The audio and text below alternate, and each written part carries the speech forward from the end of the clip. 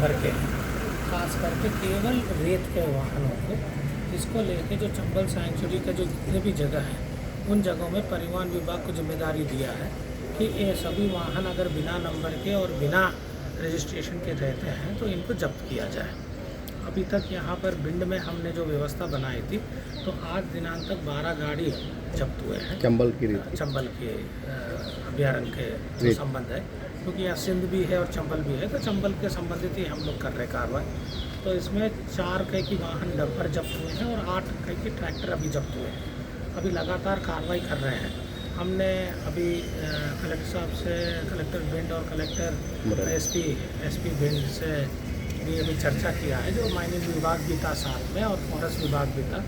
संयुक्त रूप से हम लोगों ने एक दूसरे का कोऑर्डिनेटेड इफेक्ट करेंगे ताकि इस पर अच्छी कार्रवाई, जैसे माननीय न्यायालय जो निर्देश दिया उसका पालन किया यहाँ सर जैसे सिंध का रेत भी है, चंबल का रेत जो जांच करना है चंबल का, तो सर इनमें सर चेक कैसे कर पाते हैं कि चंबल का है सिंध का है? सिंध का रेत में और चंबल का रेत में एक बेसिक डिफरेंस, सिंध का रेत थोड़ा मोटा रहता है। हाँ।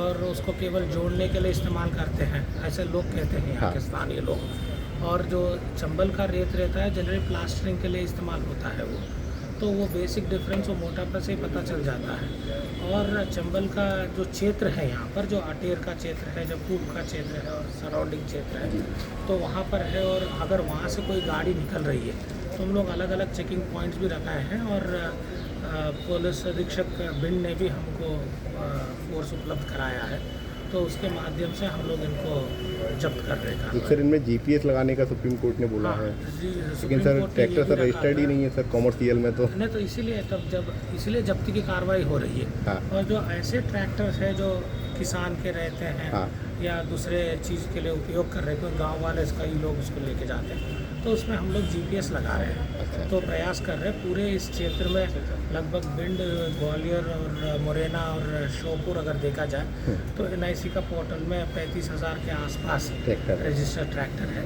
और इसमें हम लोग पहला चरण में इसी को कॉन्सेंट्रेट कर रहे हैं जो ये चंबल सैंक्चुरी से संबंधित है। फिर बाद में लगातार कार्रवाई चलते रहेगी।